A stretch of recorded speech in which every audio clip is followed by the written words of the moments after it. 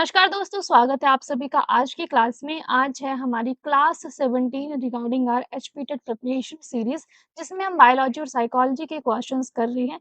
आज की क्लास में हम साइकोलॉजी के क्वेश्चंस देखने वाले हैं। अगर आपको इस पूरी क्लास की पीडीएफ चाहिए तो डिस्क्रिप्शन बॉक्स में लिंक है हमारे टेलीग्राम चैनल का और व्हाट्सएप ग्रुप का, तो वहां से आप इन क्लासेस की पीडीएफ को डाउनलोड भी कर सकते हो। ठीक है, पहले देखेंगे हमारा पहला क्वेश्चन जो कि है learning disability in motor skills is called. अगर किसी बच्चे को मोटर स्किल्स में डिसेबिलिटी हो तो उसको हम क्या कहेंगे? और मोटर डिसेबिलिटी की वजह से क्या हो सकता है? जैसे बच्चा लिख नहीं पाएगा क्योंकि उसकी जो बोन्स हैं उनमें उसको दिक्कत है, लिख नहीं पाएगा, चलने में भी उसको दिक्कत हो सकती है। तो जो मोटर स्किल्स में डिसेबिलिटी है उसको हम कहते हैं डिस्प्रैक्सिया। डिसकैलकुलिया, मैथ्स कैलकुलेशन में बच्चे को दिक्कत हो सकती है। डिसलेक्सिया रीडिंग डिसेबिलिटी है, बच्चा बी को डी पढ़ेगा, 6 को 9 पढ़ेगा। डिस्फेजिया बच्चे को बोलने में दिक्कत है, ठीक है, लैंग्वेज रिलेटेड इश्यूज हैं। तो ये है हमारा ऑप्शन ए। एंड साथ में जो इम्पोर्टेंट इम्पोर्टेंट शॉर्ट टॉपिक्स हैं उनकी मैं इंस्टाग्राम में भी डेली एक वीडियो अपलोड करती हूँ, शॉर्ट वीडियो, तो आप वो भी देख सकते हैं। मेरा इंस्टाग्राम हैंडल है वानी क्लासेस 7, ठीक है, तो आप वहां पर भी मुझे फॉलो कर सकते हैं सो दैट आपकी रिवीजन हो जाए वहां से भी छोटे छोटे टॉपिक्स से। ठीक है, चलो आज का हमारा नेक्स्ट क्वेश्चन है the following are the steps in the process of problem solving except. ये सारे प्रोसेस है किसके? प्रॉब्लम सॉल्विंग के, सिर्फ एक के। पहला, आइडेंटिफिकेशन ऑफ प्रॉब्लम, समस्या की पहचान करेंगे, समस्या को छोटे छोटे हिस्सों में बांटेंगे, और संभावित रणनीतियों का पता लगाना, explore possible strategies, anticipate outcome, परिणामों का अनुमान लगाना। अब देखो, आइडेंटिफाई करना है, पॉसिबल स्ट्रेटजीज भी देखनी है, एंटिसिपेट भी करना आउटकम्स को, बट जो प्रॉब्लम सॉल्विंग वाला प्रोसेस है वहां पर हम प्रॉब्लम को छोटे छोटे पार्ट्स में डिवाइड नहीं करते हैं, तो ये ही हमारा सही आंसर हो जाता है, क्योंकि यही आपसे पूछा गया है कि जो हम नहीं करते हैं। ठीक है, तो यही सही है। गिफ्टेड स्टूडेंट्स आर, गिफ्टेड बच्चे कैसे होते हैं? Convergent thinkers, divergent extrovert, very hard working. तो जो बच्चे गिफ्टेड होते हैं, पहले आपको पता होना चाहिए उनका आईक्यू कितना होता है। 130 से ऊपर ही गिफ्टेड बच्चों का आईक्यू होता है, ठीक है। अब इनकी जो थिंकिंग होती है वो होती है डाइवर्जेंट थिंकिंग। डाइवर्जेंट थिंकर्स होते हैं ये, एक ही प्रॉब्लम के बहुत सारे सॉल्यूशंस ढूंढ लेते हैं ये बच्चे। ठीक है, एक ही प्रॉब्लम के बहुत सारे सॉल्यूशंस ढूंढ लेते हैं ये बच्चे, होते हैं क्रिएटिव। क्रिएटिव, ठीक है, तो ऑप्शन बी हमारा सही हो जाता है यहाँ से। Following are the examples of developmental disorders, ये सारे डेवलपमेंटल डिसऑर्डर्स हैं एक के अलावा, ठीक है, एक्सेप्ट देख लो। Autism, cerebral palsy, post traumatic stress, attention deficient hyper activity disorder यानी कि ADHD.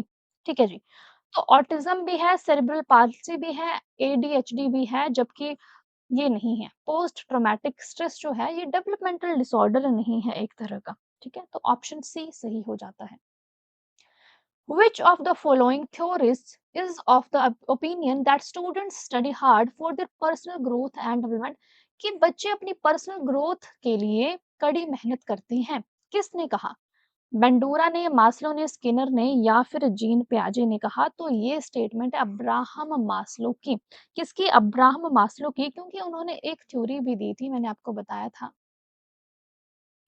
Theory of hierarchy of needs.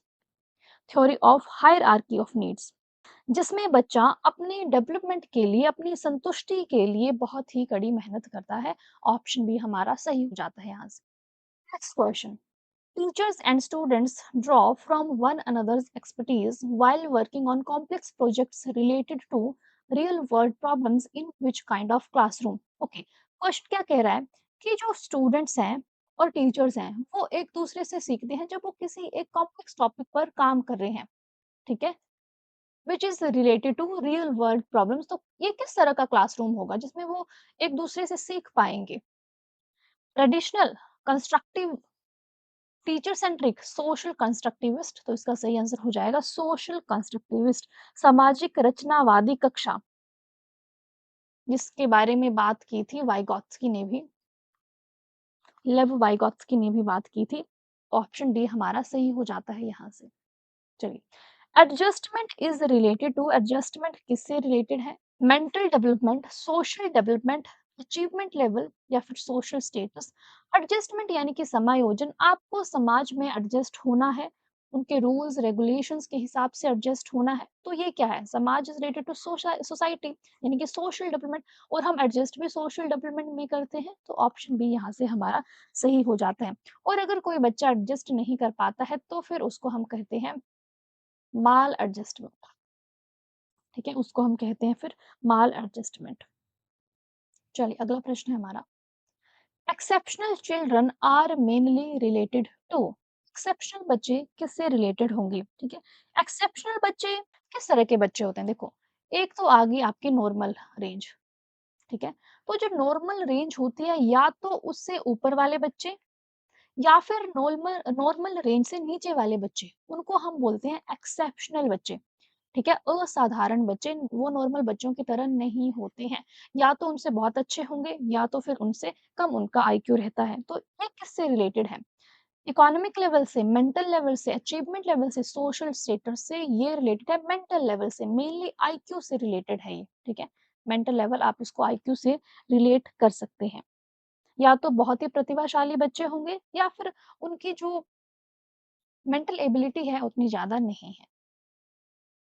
चलो, highest need of Maslow theory. अब मास्लो ने एक थ्योरी दी, अभी मैंने आपको बताया, theory of hierarchy of needs. ठीक है, आवश्यकताओं का पदानुक्रम। अब इसमें उन्होंने कुछ नीड्स के बारे में बात की। तो नीड्स क्या क्या हैं वो हम देख लेते हैं, हायरार्की देख लेते हैं हम। ठीक है, सबसे नीचे आती है इस हायरार्की में फिजियोलॉजिकल नीड्स। ठीक है, फिजियोलॉजिकल नीड्स में क्या होती हैं? जैसे नॉर्मल आपकी रोटी कपड़ा मकान। ठीक है, शेल्टर। इसके ऊपर आती हैं हमारी safety needs. Safety needs, safety के लिए क्या चाहिए? जैसे हमें जॉब चाहिए, एम्प्लॉयमेंट चाहिए, रिसोर्सेज चाहिए, हेल्थ चाहिए। ठीक है, तो ये क्या है? सेफ्टी नीड्स हैं। उसके ऊपर आती है हमारे पास लव एंड बिलोंगिंगनेस। ठीक है, ये तीसरी काइंड ऑफ नीड है, जैसे फ्रेंडशिप है, जैसे फैमिली है, फ्रेंडशिप है, ये इसमें आ जाती है। फिर आती है हमारा सेल्फ एस्टीम। सेल्फ एस्टीम जैसे हमारा सेल्फ रिस्पेक्ट है, स्टेटस है, स्ट्रेंथ है, ये सब इसमें आ जाएगा। और जो टॉप नीड है, टॉप वाली नीड है सेल्फ एक्चुअलाइजेशन, दैट इज आत्म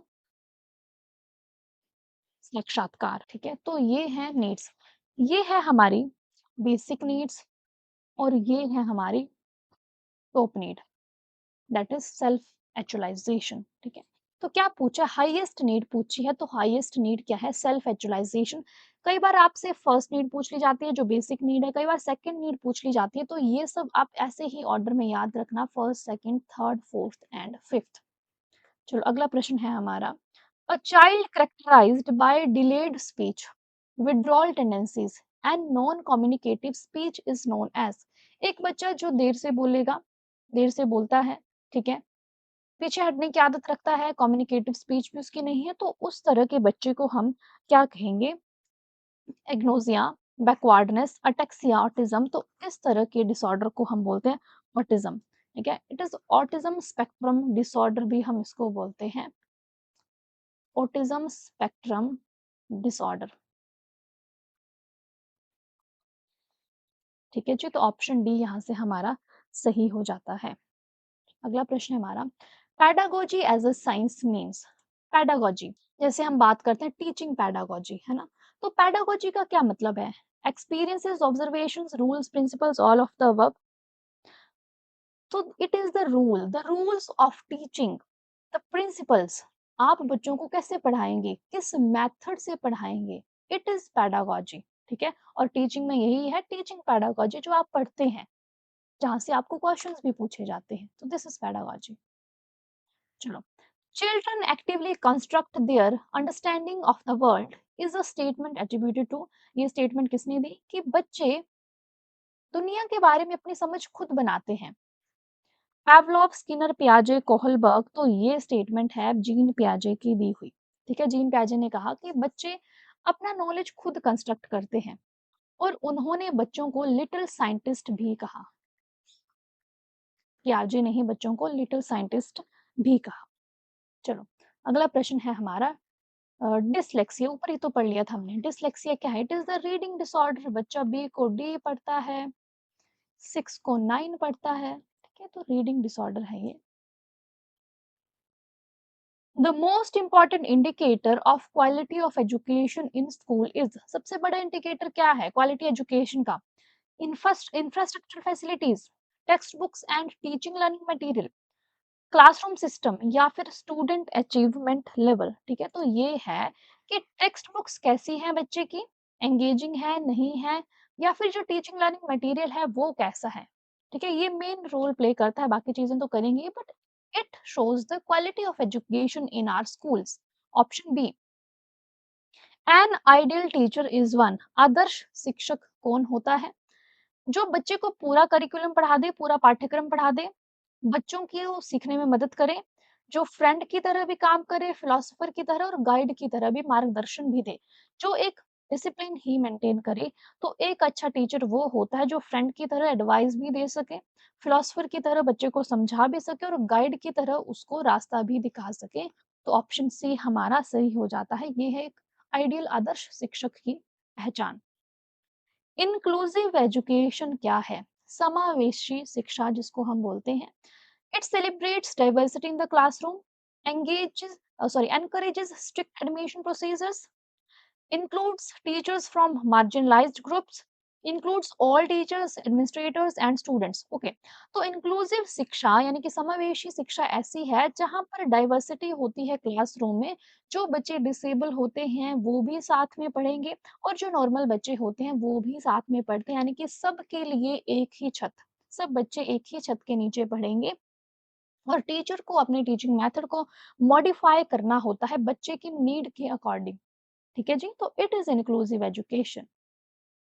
चलिए जी, मेन पर्पस ऑफ पीटीए, जो पेरेंट्स टीचर एसोसिएशन जो मीटिंग्स होती हैं उनका क्या पर्पस है? बच्चों को कंट्रोल में रखना, नियंत्रण में रखना, collect additional opinion ideas for remedial teaching, share understanding of the problems faced by the child in school, involve parents for improvement of school functioning। ठीक है, तो जो हमारी पीटीएस होती है उनका यही है कि पेरेंट्स को भी हमने इन्वॉल्व करना है ताकि हम स्कूल की फंक्शनिंग में कुछ इम्प्रूवमेंट ला सकें। ठीक है, चाहे वो किसी एरिया में है, टीचर्स भी उसमें पार्ट ले सकते हैं। The main steps in maintaining teaching learning are, in managing teaching learning are, main steps क्या है? Planning and organising, leading and controlling, planning या फिर प्लानिंग एंड कंट्रोलिंग। ठीक है, तो सही है हमारे पास ऑल ऑफ दीज, ये सभी सही हैं। ये सारे स्टेप्स हैं, प्लानिंग भी कर सकते हैं, कंट्रोल भी करेंगे, योजना भी बनाएंगे, लीड भी करेंगे। चलो, in the first year of the life of a child there is a rapid growth of the child in, सिर्फ हाइट में वृद्धि होगी, वेट में होगी, हाइट और वेट दोनों में, या फिर कोई भी रैपिड ग्रोथ नहीं होती है। तो फर्स्ट ईयर जो एज होती है बच्चे की, तो उसमें हाइट में भी वृद्धि होगी, वेट में भी होगी। ठीक है, दोनों में ही रैपिड ग्रोथ होती है। Which is not a humanistic psychologist, इनमें से कौन सा मानवतावादी मनोवैज्ञानिक नहीं है? Combs, Pavlov, Rogers, Maslow. तो पैवलोव जो है ये ह्यूमनिस्टिक साइकोलॉजिस्ट नहीं है। ठीक है, पैवलोव ने कौन सी थ्योरी दी थी? क्लासिकल कंडीशनिंग थ्योरी दी थी। तो पैवलोव क्या थे? ये थे बिहेवियरिस्ट। ठीक है, व्यवहारवादी। बाकी सारे मानवतावादी हैं। साइकोन्यूरेटिक डेलिक्वेंसी में अकर ड्यू टू, साइकोन्यूरेटिक डेलिक्वेंसी किस वजह से होती है? Love and affection, lack of communication, repressed tendencies या फिर बैड हैबिट्स। तो ये होती है रिप्रेस्ड टेंडेंसीज की वजह से। क्या रिप्रेस्ड टेंडेंसीज का क्या मतलब? दबी हुई प्रवृत्तियां, बच्चे जो हैं वो अपनी कुछ बातें शेयर नहीं कर पाते हैं, जो उनकी इच्छाएं हैं उनको मन में ही दबा देते हैं। उस वजह से उनमें आती है साइकोन्यूरेटिक डेलिक्वेंसी, यानी कि कुछ अलग तरह के व्यवहार, जैसे कुछ अपराधी व्यवहार वो बच्चे शो कर सकते हैं। तो ये हो गया हमारा सी सही answer. The single most important hallmark of dyslexia, जो रीडिंग डिसेबिलिटी है, तीसरी बार आ गया ये क्वेश्चन तो बहुत ही इंपॉर्टेंट है और मैं शॉर्ट वीडियोस में भी ये सब करवा चुकी हूँ आपसे। चलो, रीडिंग डिसेबिलिटी जो है इसका मोस्ट इम्पॉर्टेंट हॉलमार्क क्या है, क्या पहचान है? Under achievement in writing, lack of understanding of math, involvement in dull routine, quarrelsome behaviour.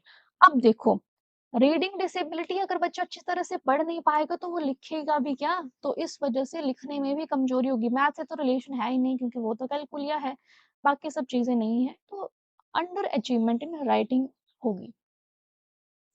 What type of relationship exists between socio economic status, कि बच्चे का सोशियो इकोनॉमिक स्टेटस कैसा है और उसका आईक्यू कैसा है, इन दोनों के बीच में कैसा रिलेशनशिप है? कोई भी नहीं, high, ordinary, this aspect is not known. Status और आईक्यू का रिलेशनशिप है, दोनों का हाई रिलेशनशिप है, क्योंकि जहाँ पर सोशो इकोनॉमिक स्टेटस अच्छा होगा तो उस बच्चे को अच्छी सुविधाएं मिल पाएंगी, उसका एनवायरनमेंट वैसा अच्छा होगा, उसको खाना भी अच्छा मिल पाएगा, जिस वजह से उसकी कम्युनिटी डेवलपमेंट भी अच्छी हो सकती है। तो यस, कह सकते हैं कि इन दोनों का रिलेशनशिप है। Who classified human life into four stages for the first time? Infancy, childhood, adolescence and adulthood। तो ह्यूमन लाइफ को चार स्टेजेस में किसने डिवाइड किया था सबसे पहले? Ernst Jones, Rousseau, Freud, Cole and Bruce. तो सबसे पहले किया रूसो ने, ठीक है, रूसो ने। Option B. Development psychology is study of, जो डेवलपमेंटल साइकोलॉजी है किसकी स्टडी करती है, किसका अध्ययन करेगी? Language, personality and emotions of children and adolescents, stages of life and its important tasks, progressive changes in behavior and abilities from conception to death। जहां पर conception to death आ गया समझ लो सही है, क्योंकि डेवलपमेंट जो है वो conception से लेकर डेथ तक चलती है, बाकी तो गलत है, ठीक है, तो ऑप्शन सी ही सही हो जाता है हमारा। Right to education act came into force in India on, right to education act Bharat में कब लागू हुआ? ठीक है, तो ये लागू हुआ है 1 अप्रैल 2010 में, ठीक है, 1 अप्रैल 2010 में। और इसको पारित कब किया? पारित तो इसको किया गया था 4 अगस्त 2009 में। तो कई बार ये भी क्वेश्चन पूछ लिया जाता है आपसे, ठीक है, तो आप याद रख सकते हैं। और कौन से आर्टिकल के अंडर आता है? आर्टिकल 21A, जहाँ पर कहा गया है कि 6 से लेकर 14 वर्ष के बच्चों को कंपल्सरी एजुकेशन प्रोवाइड करनी है। Which of the following is not the level of teaching learning? Teaching learning का मेथड कौन सा नहीं है इनमें से? Differentiated memory, reflective, understanding level. तो डिफरेंशिएटेड लेवल जो है ये लेवल नहीं है टीचिंग लर्निंग का, ठीक है। 3 लेवल होते हैं, स्मृति स्तर, बोध स्तर और चिंतन स्तर। चलो जी। In pedagogy computer is use to, pedagogy में हम कंप्यूटर का यूज क्यों करते हैं? बच्चे को मोटिवेट करने के लिए, फीडबैक देने के लिए, इंटरेक्ट करने के लिए, ठीक है, तो सब चीजों के लिए हम यूज करते हैं कंप्यूटर का। Man is born free but everywhere he is in chains, statement किसकी है? कि मनुष्य स्वतंत्र पैदा होता है लेकिन हर जगह वो बेड़ियों में जकड़ा हुआ होता है, किसकी स्टेटमेंट है? मास्लो की, रूसो की, डिवे की, किलपैट्रिक की। तो ये स्टेटमेंट है रूसो की, ठीक है, ऑप्शन बी, रूसो ने ये स्टेटमेंट दी थी।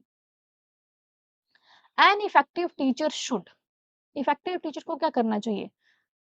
छात्रों को सीखने के लिए प्रेरित करना, उत्तीर्ण प्रतिशत बनाना, help students in preparing good notes, finish the course on time.